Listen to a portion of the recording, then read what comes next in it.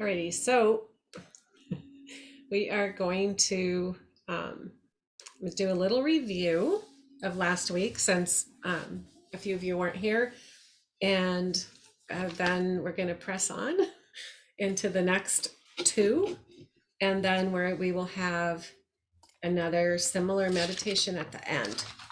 So last week we started our journey with the seven shadows, dark passions, and the seven graces. And the teaching is from St. Teresa of Avila, St. John of the Cross, and Defying Gravity by Carolyn Mace. And in this work, we're going below, we learned last week, below the mind ego, behind the emotions, and into the deep core of our soul. And we construct our life and we live our life from the deep core of the soul. And we have within that, within us, our seven shadows and the balancing seven graces. So we're learning to live, to recognize how we're living. We're either living from passion or we're living from grace. And here we're exposed to how we're living. And then we are learning how to discern our response and to make a choice between one or the other in our life, and therefore affecting change in the outcome. So this is not a lesson to produce any type of self-judgment or self-condemnation. This is an opportunity to discover and to open to what we've been seeking all along, and that's grace and living from our God nature. That's what we've been seeking. This is a different way of looking at it and putting it. So to live from grace is to live from the heart of God, and it's allowing our own life to open up and be healed, and then allowing grace to move through us into the world and touch others. That's our purpose here, whatever that looks like for each one of us. So we learn to see our life through a neutral lens because we feel safe and secure in our relationship with the universe, with God. So we learn to see our life with neutrality and some objectivity, and we learn to call on the grace and surrender to it actively. And we learn to serve the world and humanity in the earth, not from our mind, ego, but from the sanctuary, the holy of holies of our soul. So as we are pressing in to the learning and opening up to where we've been living from, I will be just repeating a little bit every week because I feel it's important to the subtleties of the mind. It's very crafty, and I really want people to feel invigorated and hopeful and encouraged and not heavy about because when we look in, we see things that we are exposed to ourselves through these passions and graces. So, grace cannot be acted out.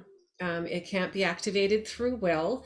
Grace is around us, surrounding us all the time. It's a very present living part of our life and always has been. So it's not something that we activate. It's something that helps us, lifts us up.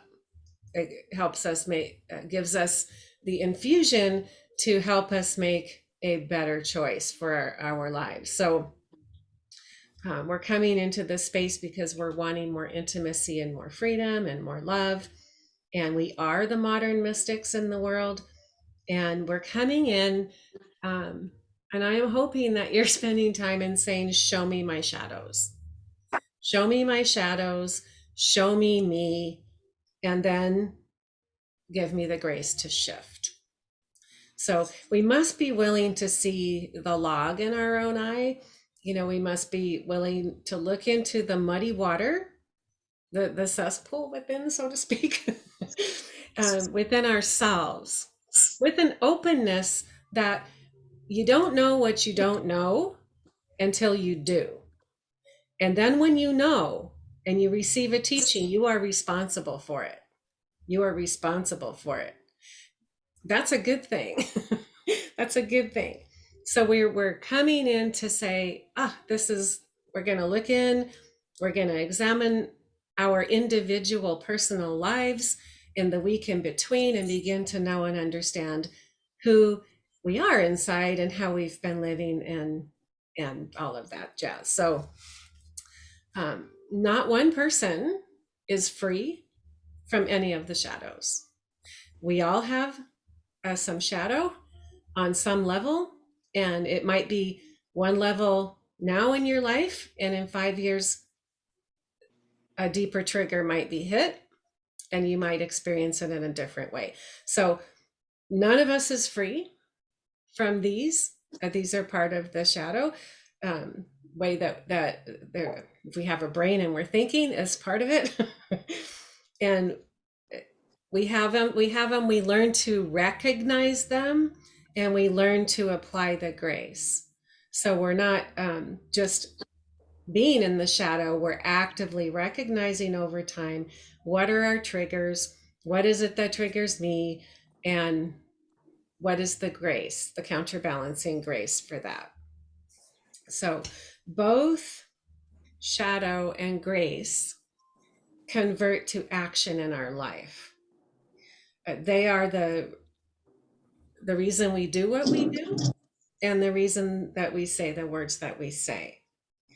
And when grace is activated, it expands and blesses others as it moves through us and out of us. The shadow shrinks. With shadow, when it's activated, it takes from you and eclipses others, puts darkness over others. So understanding that is this little review is going to be important in the time between. So last week we touched on the first, which is pride or hubris and reverence. And we looked at how that comes up in our life and how it plays out and some examples, and then the examples of applying reverence and the grace. So the soul and where we're living from in the soul, the force of power of where we're living from, it will affect our relationship with the divine in very subtle ways. Like, for example, bad things should happen to other people, not me. I don't deserve that. It sounds logical, right? You doing your time, you doing your work or whatever. But really the subtle shift in there is bad things, it's okay. Bad things should happen to other people. I am better than that. Bad things shouldn't happen to me.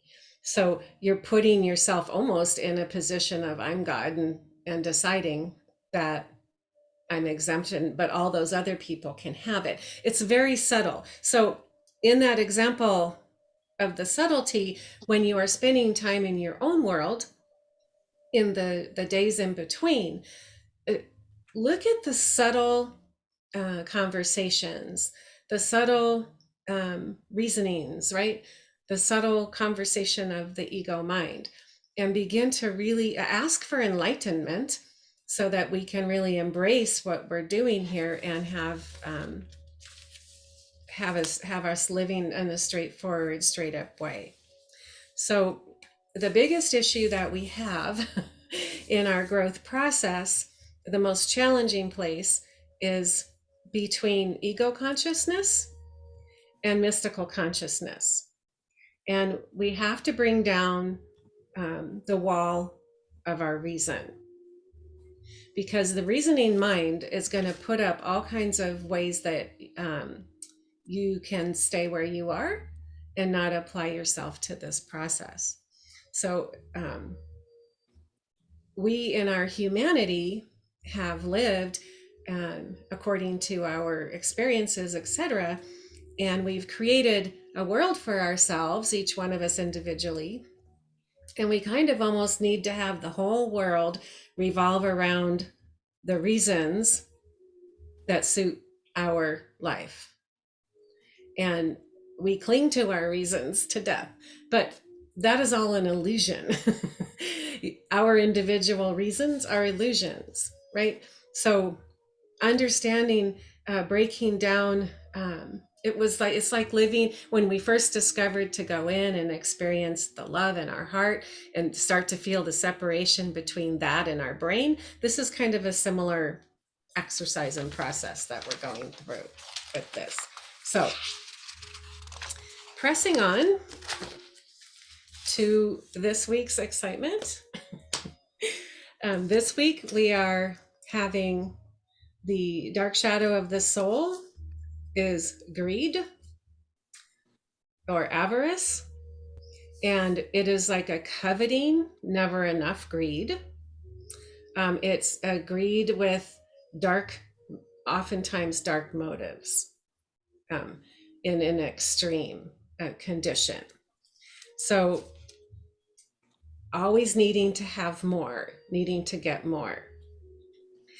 Um, the faces of greed, because we're like, I'm not greedy, like I got lots.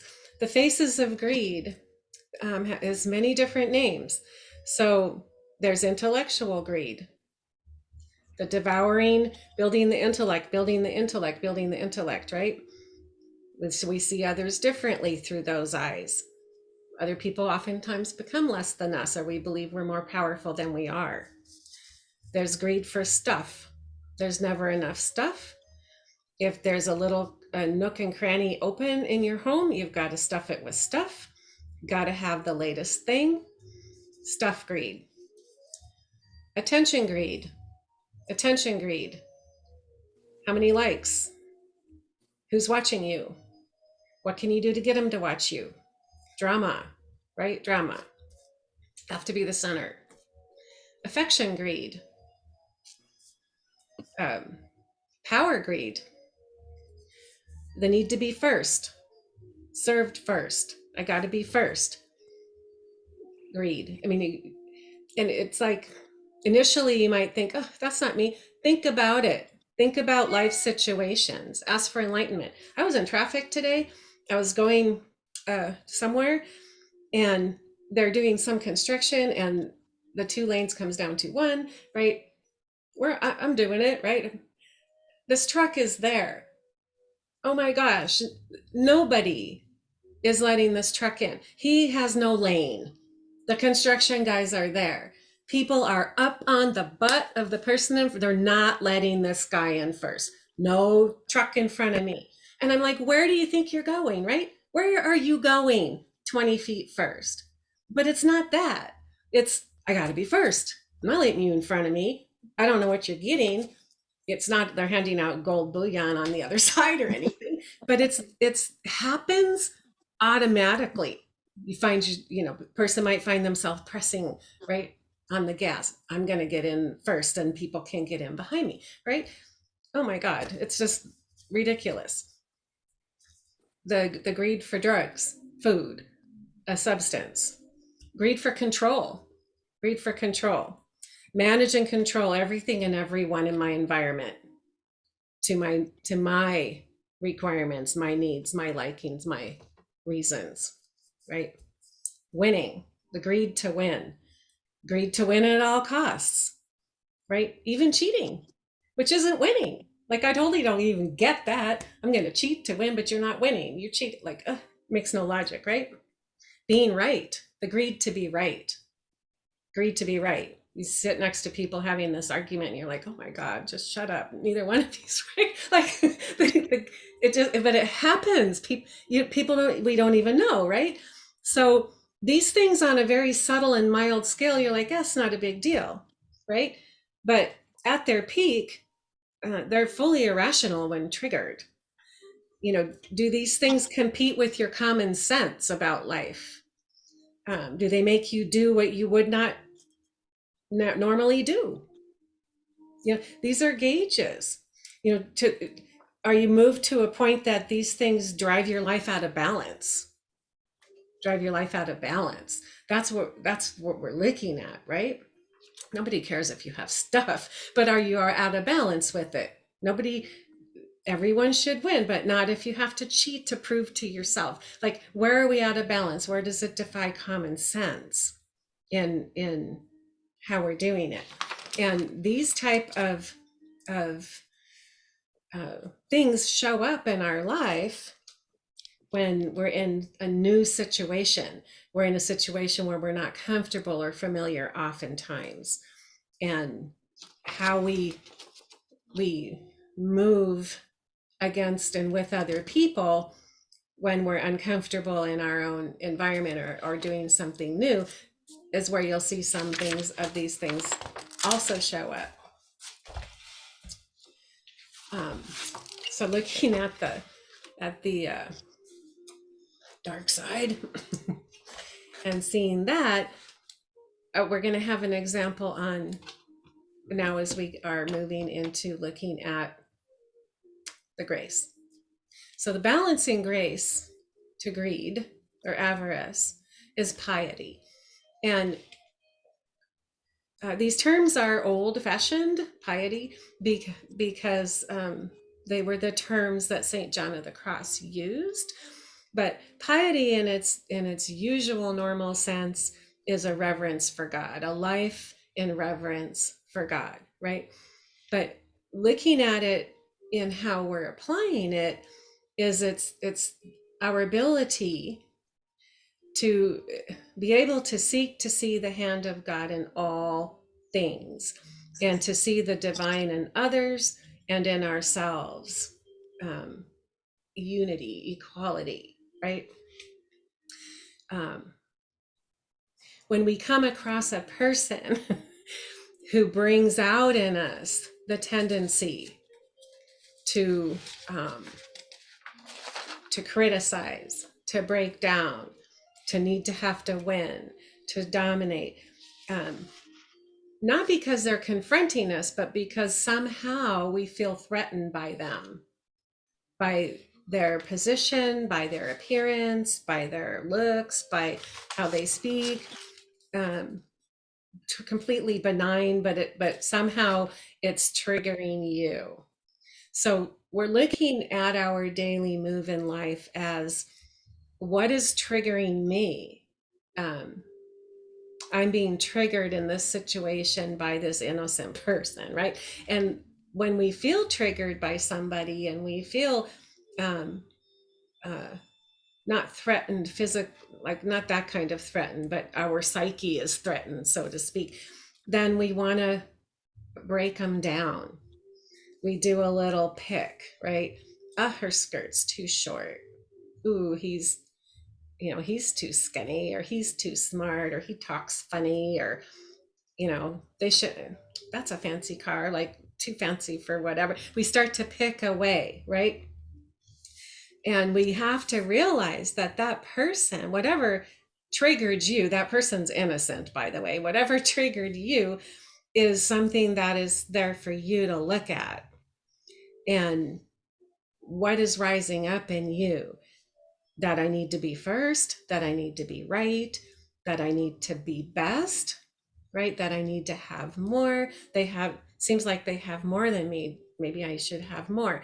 Like, we find ourselves across from someone and somehow we're judging them or criticizing them.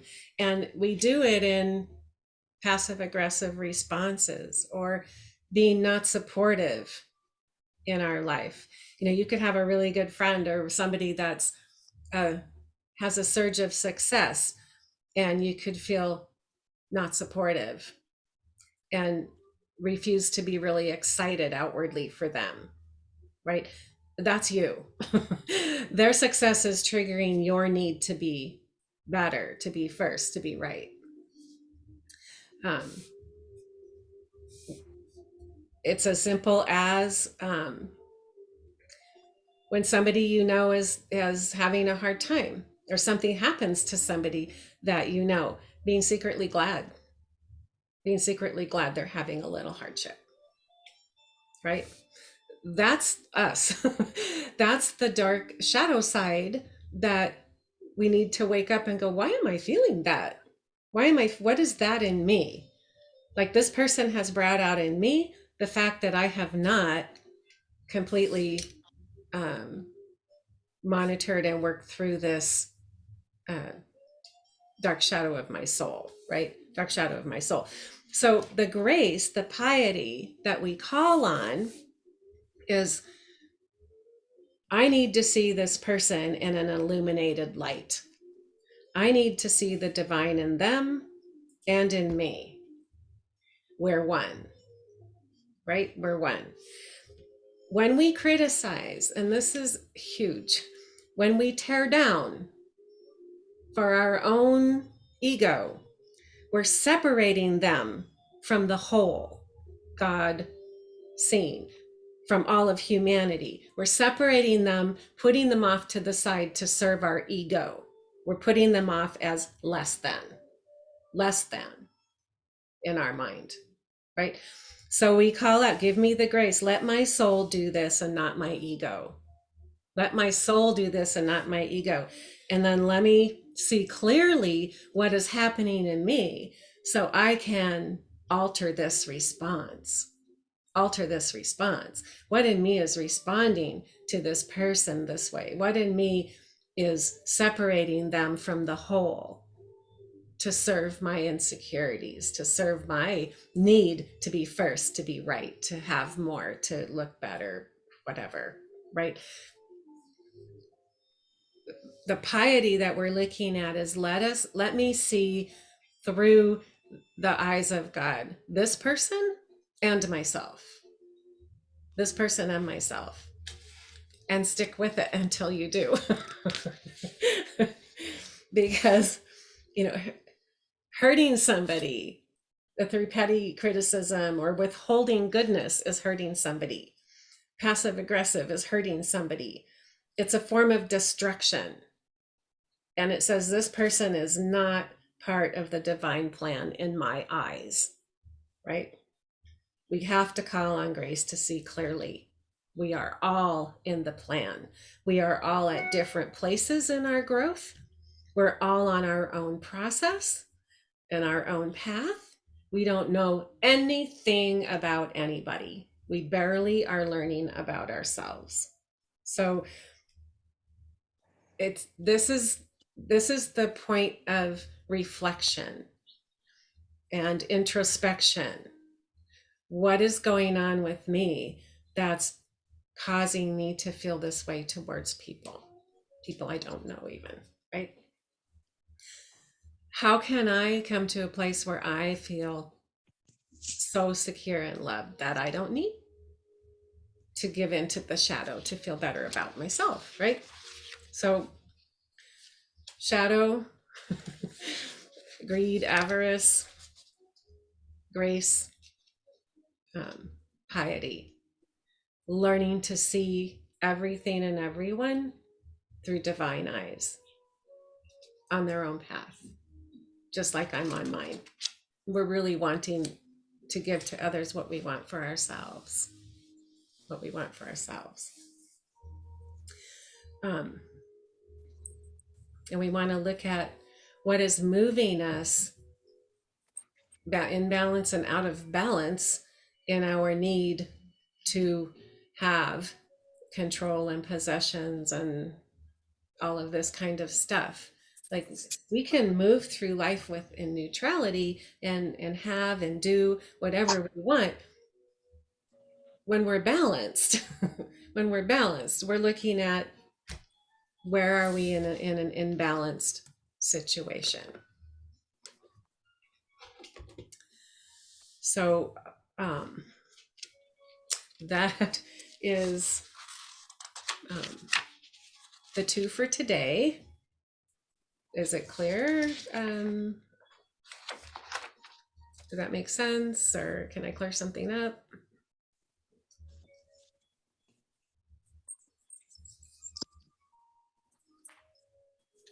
Man, I feel you really explained it super well. Really made sense to me. Yeah. There's so much involved in that single word of avarice or greed that you don't even think about. Yeah, we always just think of it as like the guy who's like scooping everything into his bucket, right? Yes. And I'm while the rest of you are thinking if you want to comment or not, um, I am going to really, really recommend that everybody journal. If it's a notepad on here or this big or whatever, if you're serious about acquiring and applying, pay attention to the triggers. I was triggered. What triggered me? And, make a note. And when grace comes in, I chose to listen to grace. Yay. I chose not to. Why not? Like when we don't write things down, when we don't journal, we're taking an account of our life and how we can move in our life in it because we are holy and sacred ground. We participate through journaling is one way to put down what is going through your mind, and you'll find that once you and don't spell, don't punctuate, like don't worry about it, just start writing. If you write and then you put stuff down, pretty soon your writing will take on a form of its own, and you'll find that the initial thought, you can get below it, you could go a little deeper, you begin to see a thread, right? We forget uh, blessings and we forget lessons. But in participating with it, we're making room for more conversation from the inner soul. We're making room to hear more from our soul, to hear more from the graces, from the divine, and to participate more. Participate more. Um, when we're sitting and we're just thinking, the mind's going to wander all over. Your reasoning mind will step in and say, you don't have to deal with that. That's a small one. Just let that one go by. Save the writing for the big one. That's how subtle it is. That's how subtle it is. So, ego mind needs healing. Emotions need healing. We're going through a healing of ourselves through this process so that we can be more present in right now. The past is done. There's no reason to traipse back through it. We're dealing in now. If something came up through from the past, you still got to deal with it right now. So we're dealing with right now and learning to move with the spirit, learning to hear the spirit, call on the spirit in situations. We're learning our shadow triggers, so that we can recognize it. We're learning spiritual language so that we can speak, hear, and understand the divine, right? We got to speak the language. you know, the conversation gets so much bigger when we learn a few more words, when we participate a little bit more. So today's two. So a little bit like last week, but a little bit different too. Audrey, I have a question.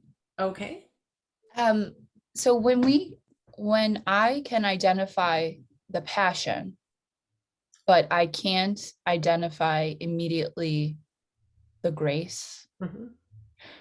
should I journal that and just ask for spirit and guidance to show me the path of grace while not acting on the passion? Yeah. And in a split moment, you can say, I know this is a passion. I need grace. I need grace. And then as we evolve and grow, we'll learn um, the multitude of graces available. But grace isn't withheld from us because we don't know what we need to ask for. We just know we need it. That's the open door. That's the open door. Calling on it, understanding that certain types of shadow respond really well to certain types of grace is kind of what we're learning. But grace is always available. And if you call, I need grace, I don't want to bend under my ego, I'm sinking in this situation, grace is right there. And I Okay. would absolutely journal it so that you see your soul in your journal and you begin to understand and work with it, right? Like it's a window because we forget, especially if we're like in an emotional thing.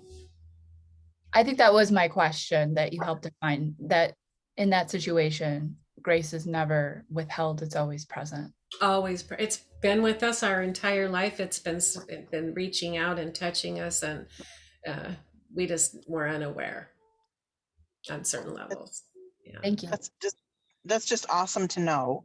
Because we do forget. And I think what was really eye-opening for me is when you said that when we criticize people, we cut them out and we separate them from the divine. And that is just like horrifying to me. Mm-hmm. Horrifying. And it's like I've never seen it that way before. So thank you for opening my eyes. Yeah, because the intention is to hurt them for our benefit, to call it what it is. Yeah, Yeah. yeah. And it is. It's like I've been working hard this week, looking in, paying attention. Like this is profound on so many levels, um, Yeah. for a human's life and a human that is really wanting an intimate um, connection and relationship with divinity and to express that. Um, so it's not, like I said, this is all for our benefit and not for heaviness. It just is like, and initially too, like you're going, oh, am I feeling an emotion? Is it a passion? Is it, it seems like a lot of attention, a lot of attention to spend. But then we learn the language. We learn our inner sense and what's going on. So then it becomes easy. We've learned enough words, we can have a conversation and we recognize, I that's a trigger for me. I'm solving that. I've been waiting for you, trigger, right? I'm solving that with grace. I'm stepping right into grace as I move this away from my life. Cool. Yeah, super great. So I only started my journal last night, Yay. sort of like the last minute homework. But I think that when you write it down, it's there. And if you don't, your brain says, your thinking brain says, oh, I got this, I understand. And it just scoots on to the next thought. And if you actually put it down there, it makes a statement. Mm-hmm. It sticks in your head more, or you can go back and look at it later, but it's a more concrete, just makes a stronger statement. Yes. Yes. Because I'm so guilty of going, oh, I got that, I understand, blah, blah, blah, and your brain goes off and does something else, and then you don't remember it till later. Mm-hmm. It's hard. So I'm Yeah. getting, I'm not the best, but I'm jumping in anyway. Yay. We're all doing our best. And to have a contemplative, the reason for a contemplative life, a piece of your day to be contemplative, or your week or something, is so that you can contemplate what is happening and contemplate truth and contemplate what your insides are like, and where you contemplating something. If we're just like, I got it, you're not gonna remember. You're not gonna remember. You know, and a contemplative of spending time. Um, you know, what in me is like, what did I learn about me this week? What did I learn about my insides this week? Like, what a beautiful gift to be able to be like, oh, this is what I learned about my emotions and what I think, and um, how I'm moving, and I really want to shift that, because I don't like how I feel with that, and I really like how I feel with grace, and it's a beautiful time to spend in quietness with grace.